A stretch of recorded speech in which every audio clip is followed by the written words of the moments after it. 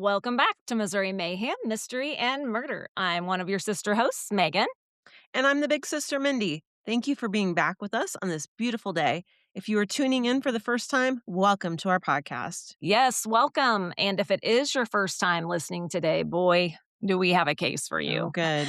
Today, we are discussing one of the most disturbing and perplexing crimes in recent Missouri history. You guys, a lot of mayhem today in terms of this case because we're going to be discussing the murder of 9-year-old Elizabeth Olten by her 15-year-old neighbor, Alyssa Bustamante. Oh, my gosh. And this case doesn't just raise questions about juvenile violence, it raises questions about adolescent psychology, mental illness, trauma, family dysfunction, and really how communities respond when something happens that's so senseless in their community. Wow, this sounds like it's going to be an intense case today. Yeah. So please beware, guys. Trigger warning due to mayhem content. We will be discussing violent acts involving minors and severe emotional distress. Yeah, you guys, as always, our podcast is labeled explicit due to these kinds of things. And that's right. This is a very hard case to discuss, but it is an important one to remember and hopefully learn from. When we think about minors and violent acts from minors, you guys, that's a disturbing thing to think about. Obviously, all violent acts are, terrible. But when we're talking about two young people and a young person being violent to another young person, I for that case today, we are just going to keep the explicit details to a minimum Yes. because, we are going to tell you what happened, but we're not going to go to an explicit detail just out of respect for the families and, again, the sensitivity of this case. So really quickly, though, before we get started, I do want to give a huge shout out to one of our listeners, Dina M. from Jefferson City, who recommended this case to us. So thank you so much, Dina. And as always, we want to say thank you to our patron members. We have alibi members, we have free members, and we appreciate all of you. So thank you so much again, Dina. And she sent that case to us via our email, which is, Thank you. Missouri Mayhem Sisters at gmail.com. And please send us anything, any suggestions, any cases. We can take criticism too. So Yeah. We're also looking at have you ever had anything weird happen happen to to you? you? We'll talk about it. Yeah. Send us, if you've had some interesting things that we could talk about. So, all right, let's begin. Let's think back. This situation happened in 2009. And when I started thinking about that, I'm like, well, 2009, that's not that far away ago. I'm like, Right. wait a second, it's 17 years ago. I'm like, that's a lot. So what were you doing in 2009?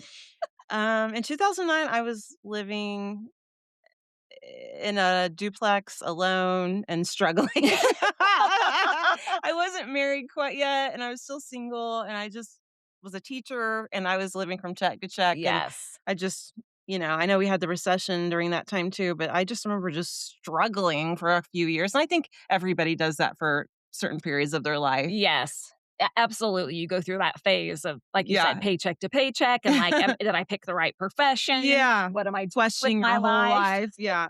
And you're right. In 2009, the U.S. was still really on the heels of what people call the Great Recession of 2008.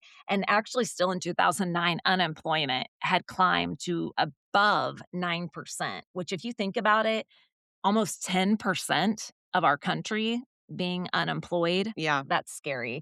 And we were talking about, a lot of families were in foreclosure of their homes. I think wasn't that when these banks were offering these Yes. crazy loans where Mhm. people wouldn't pay the interest till the back end and then they Right. were screwed. It was a mess. So again, a lot of uncertainty about financial futures and things like that. Barack Obama had just taken office and people were very hopeful that, a recovery would begin, but anxiety and instability were still a part of Yeah. America's lives back then. So 2008, 2009 was rough. Health insurance, my goodness Oh, gracious. gosh, people not having I'm health still insurance. struggling with that. I don't even know. Yeah, agree. I know. So that's a whole other podcast. Yeah. In Kansas City, locally, we were still feeling all that same thing. The housing market was crazy. Again, we see that go up and down. There was also, that's when, too, we see a spike in some mental health crisis during that time, which Okay. makes sense. That Absolutely. goes hand in hand. And we were also, Finances and mental health. yes, and we were also seeing around this time an uptick of juvenile and youth crimes. Okay. So, and safety. And so, against this backdrop of kind of the economic pressures, kind of some social unease, there were more and more cases involving youth violence and mental health, which is like the murder of Elizabeth Olten, which we're going to be talking about today. And Elizabeth's murder struck a very deep chord, especially in the Midwest, where a lot of times in the Midwest, when you're from rural, small communities, we've talked about this before, you think you're immune to anything bad happening, Sure. and then something bad happens. So that's where we're at with this case. Are we Okay. ready to? Let's dive into Yeah, this. let's just get going. So you guys, we're going to be starting in October. It was actually October 21st, 2009. And we are going to be in the town of St. Martin's, Missouri, which is a little town just west of Jefferson City. And on October 21st, 2009, 9-year-old Elizabeth K. Olten was out walking home from a friend's house, like Mhm. millions of kids do every 9 years day. old. Yep, on her way home from a friend's house that she'd walked to before when she vanished.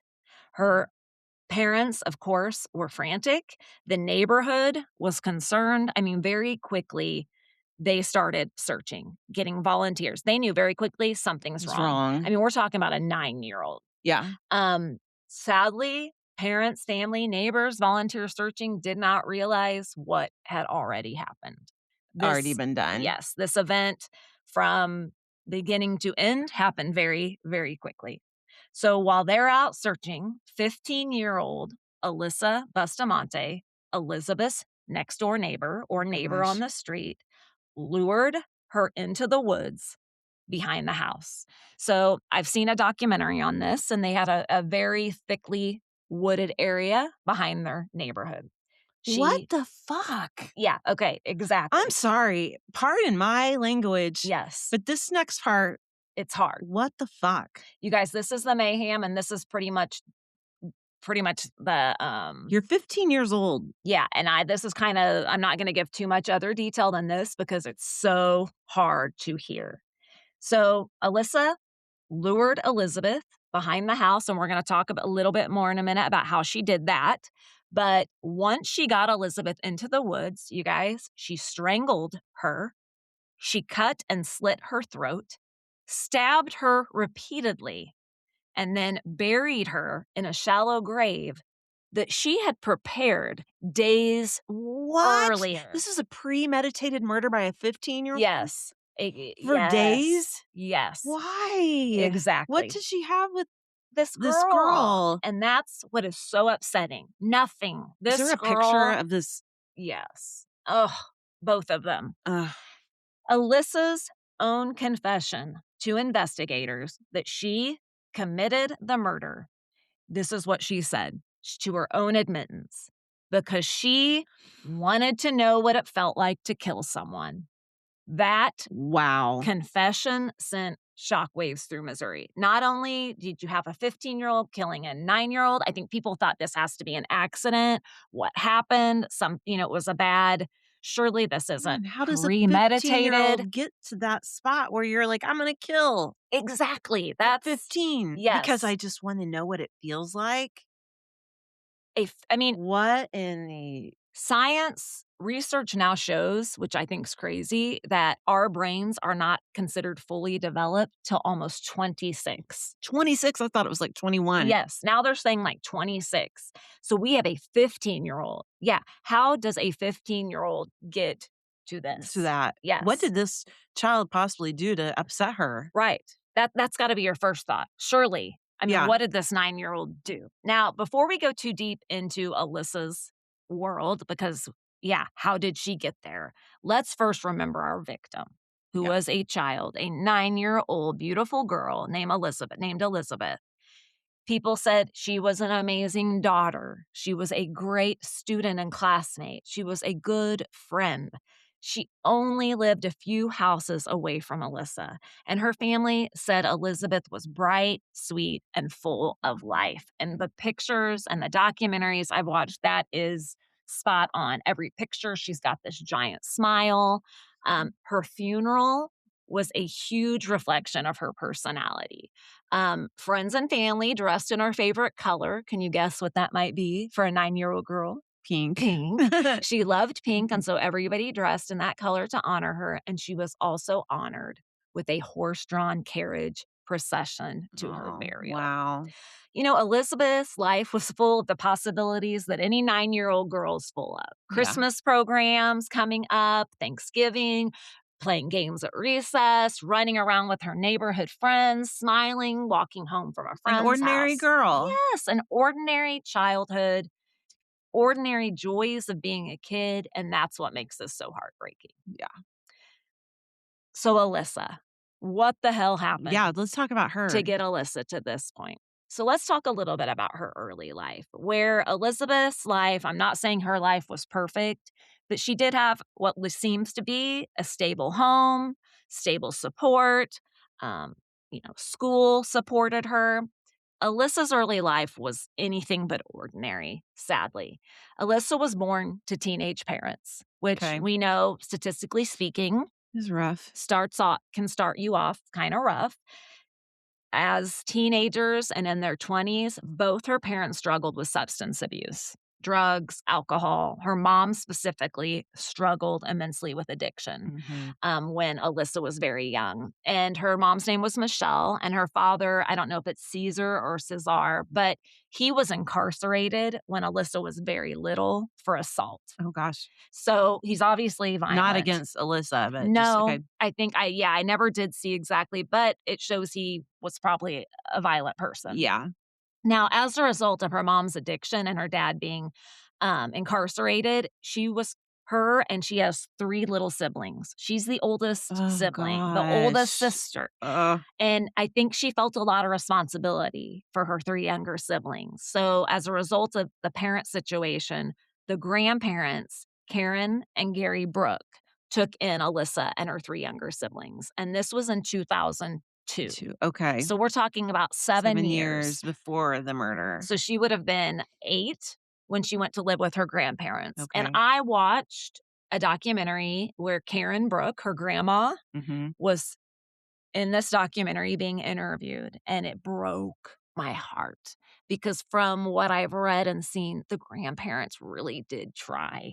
They were trying to Yeah. raise these kids, Yeah. they were trying to And their do. worst fear. Yes, and they're trying to do what's best for their grandkids, but they're grandparents, Yeah. and that's tough. And I think we see this more and more, grandparents raising their grandkids, Yeah. and they it's different. They're like, "I don't know how to raise my grandkids." This generation. Yeah, the world's different. So, but I do think, she seemed sincere. Yeah. So, yeah, so Alyssa's Ugh. life was complicated from the beginning.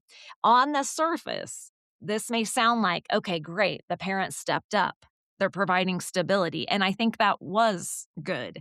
But the stability was already fractured. Yeah. She'd already had some things happen. Mhm. So she's at 8. Isn't it crazy how a child can pick up on so much under the age of 10 and it absolutely Yeah. takes them to where they're going to be in their life? Even, we've seen infants who have been in rooms when, like, someone's been killed.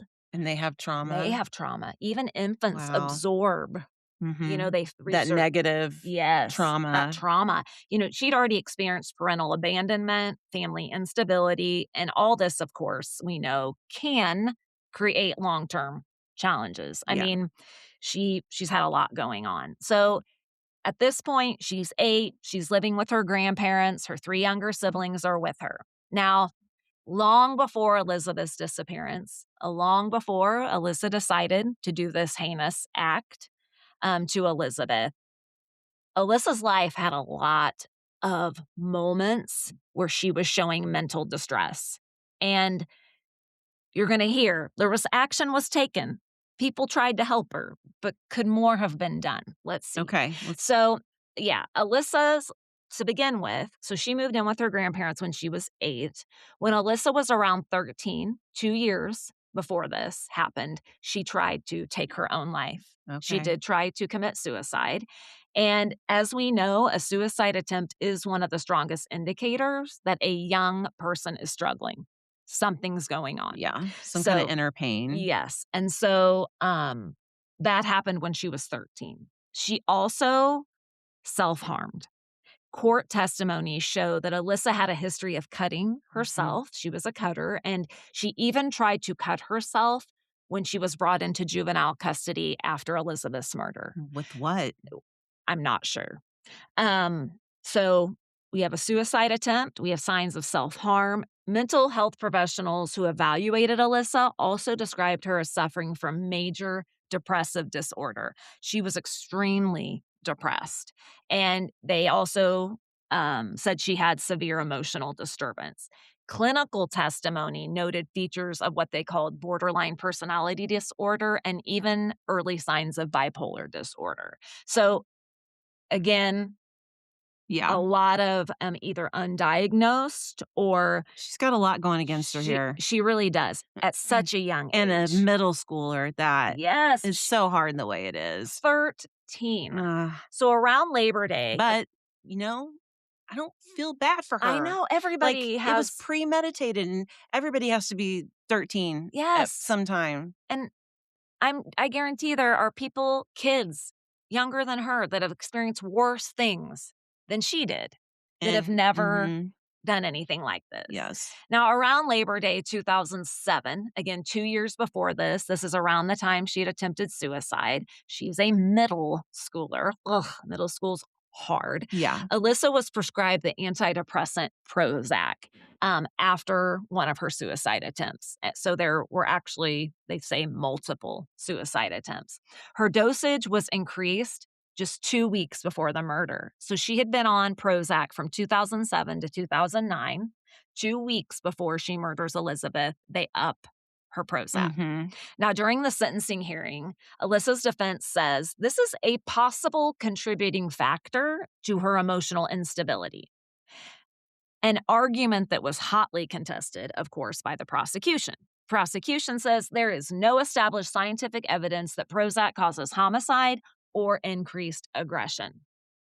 But if you think about antidepressant commercials, don't they Oh, say, like, if you have suicidal thoughts, don't take it. If you are, if you lose a if, limb. yeah, like, I don't doesn't, know, it's crazy. like, they wanted to claim there's no evidence that it increases aggression or homicide. Maybe not homicide, but I do think there are some warning signs Yeah, for about sure. that it can do some things. And here we have a teenager who's already has deep depression, is showing self-harm, has emotional dysregulation, obviously does not know how to, she's cutting herself. Yeah. Then you She doesn't add know how to cope. no, at all. And then you add the confusion of adolescence, the change of medication. And you know what? Who knows what's going on at school? S Is she being bullied? Is Probably. she being, Probably. is she in with the wrong crowd? Yes. And she's living with her 2 grandparents who Mhm. don't know how to raise her or Mhm. exactly what they should do. I mean, really, it was kind of a recipe for Something. something to happen, but again, it didn't need to be this. No. All right, you guys. So, let's talk about Alyssa's journal. Oh This is gosh. awful, you guys. So, her journal was a window into this very troubled mind. Perhaps the most chilling evidence of Alyssa's state of mind that night after she had killed Elizabeth didn't come from interviews or people testimony. It came from her own handwriting. Investigators find Alyssa's journal in her bedroom that night Okay. or the next day, whenever it was. The entry is dated October 21st, 2009, the night of Elizabeth's death. That's what Now, she wrote the night the of Elizabeth's night death? after she had killed Elizabeth and Well, done all there's this to just a her. confession right there. Now, it was barely visible to investigators at first because she had tried to scribble it out with a Oh. pen. She had basically knew, okay, shit, I shouldn't have written this. Mhm. Now, they were able to, with forensics, figure out what it said. You guys, this is what the passage read. I strangled them and slit their throat and stabbed them, and now they're dead. It was amazing. As soon as you get over the, oh my God, I can't do this feeling, it's pretty enjoyable. Okay, I gotta go to church now. LOL.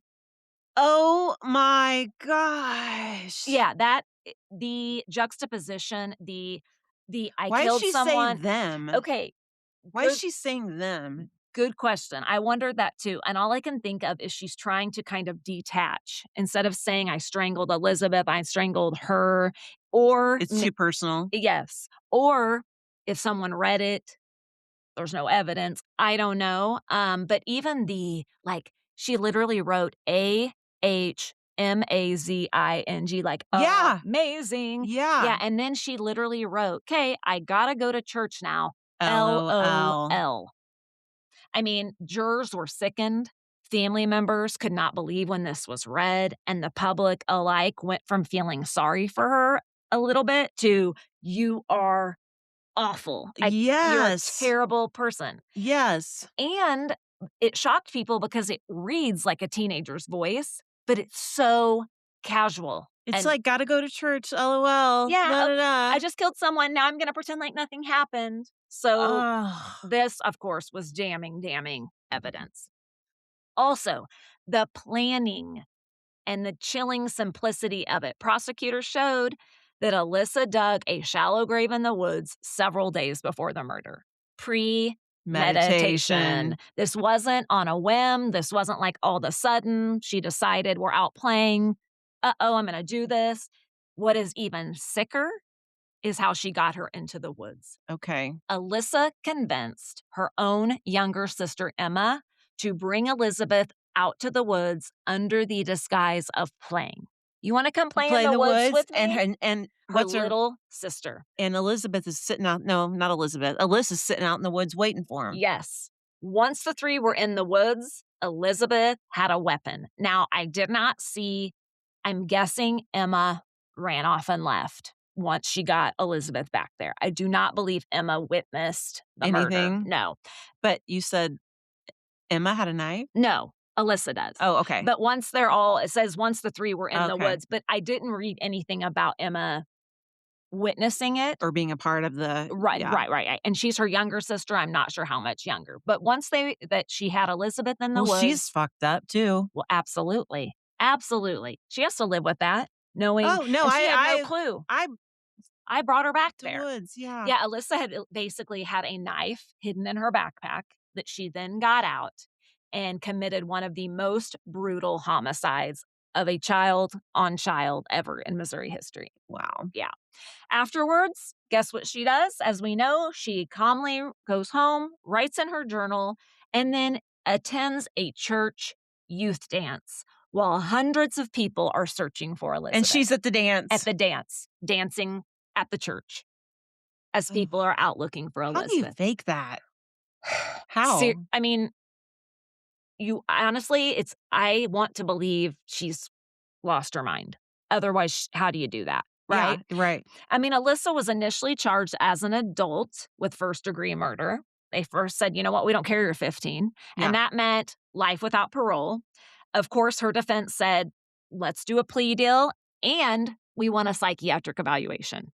So over a 2-day sentencing hearing, mental health professionals testified that Alyssa was psychologically damaged and severely emotionally disturbed. I mean, obviously. Yeah. Of course, her defense argued that better mental health care for Alyssa might have prevented this tragedy. Now that's horrible Mental illness to her grandparents. That's Yeah. insulting. The defense said mental illness can cause disastrous effects. True, but I do think, I mean, her grandparents were trying.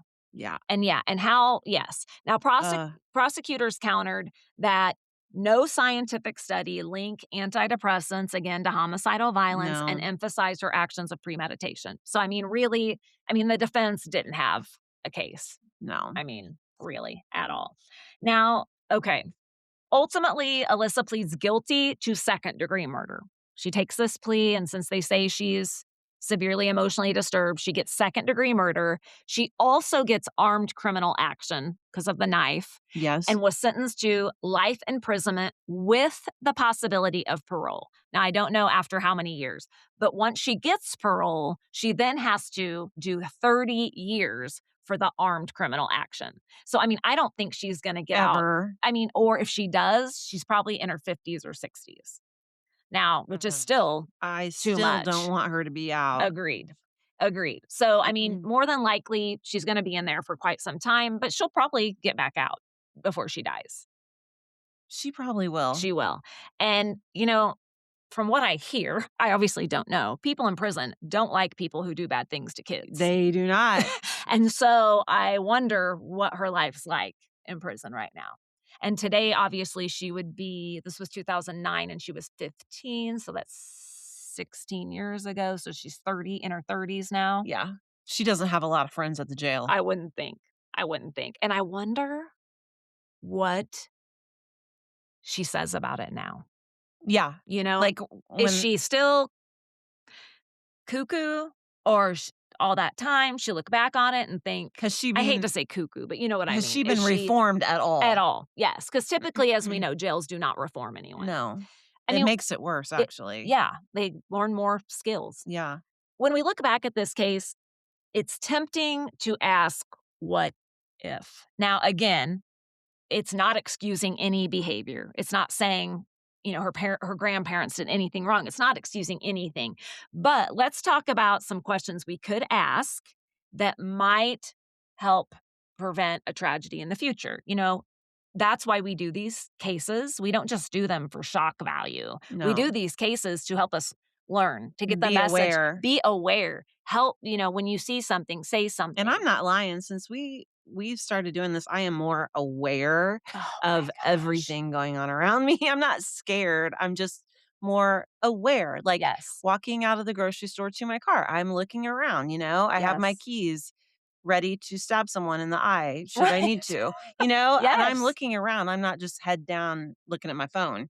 'Cause that's being vulnerable, That is. and we know that's what they're looking for, people who are Mhm. distracted, not paying Mhm. attention, so yes. So, let's just hypothetically ask some questions here. What if there had been earlier consistent mental health care for Alyssa? Not just responding after things happened, Right. like seeing, okay, You she's attempted suicide but yeah, you attempted suicide, now here's help. Oh, for okay, a few for a days. few days, and here's some Prozac, or I don't know, but what Mhm. if they would have said, "You know what? She seemed depressed years ago, and we ignored it," or, "She seemed depressed and we pushed it off." I don't know, but instead of being responsive, be preventative.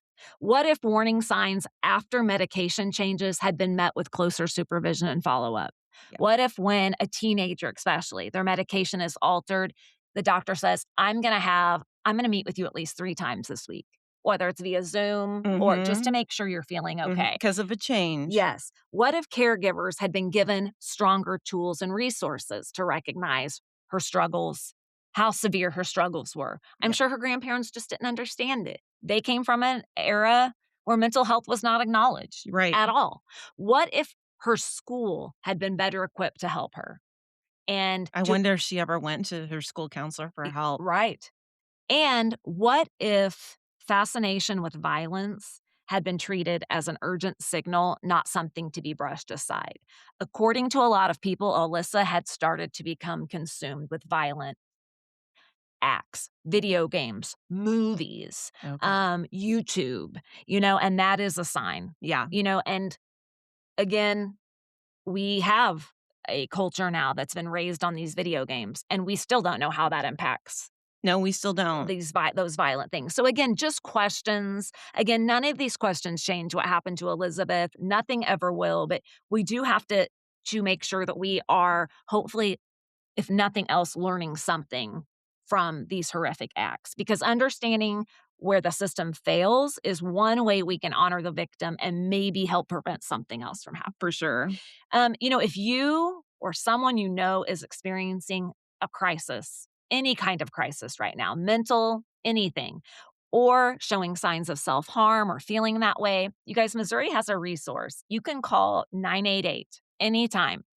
They have an amazing website. It's Missouri988.org. And again, it doesn't have to be specifically a mental crisis. They are there to help you with pretty much anything. Everything, Yes, yes. yes. Now, I I was just curious. I wanted to know exactly kind of where does our country stand in terms of mental health statistics Mhm. currently. And basically, 1 in 4 US adults, so about 26% of our population, perceive themselves as having some kind of mental health issue at some point. So 1 out of 4 people say, I have felt like I have had a mental health crisis before. Mhm, mhm. And probably most have not gotten help.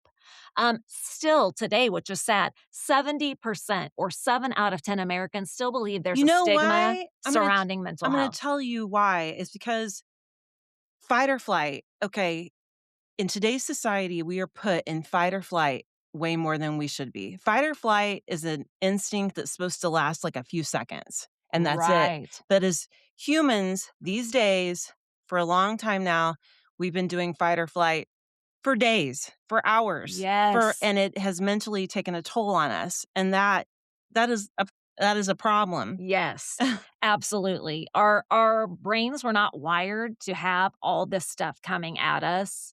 And I think too, like educators, like I don't know that the human brain was meant to make 5,000 decisions in one day. Oh my gosh. More Well, than that. to do it well, Yes. yeah. So I agree.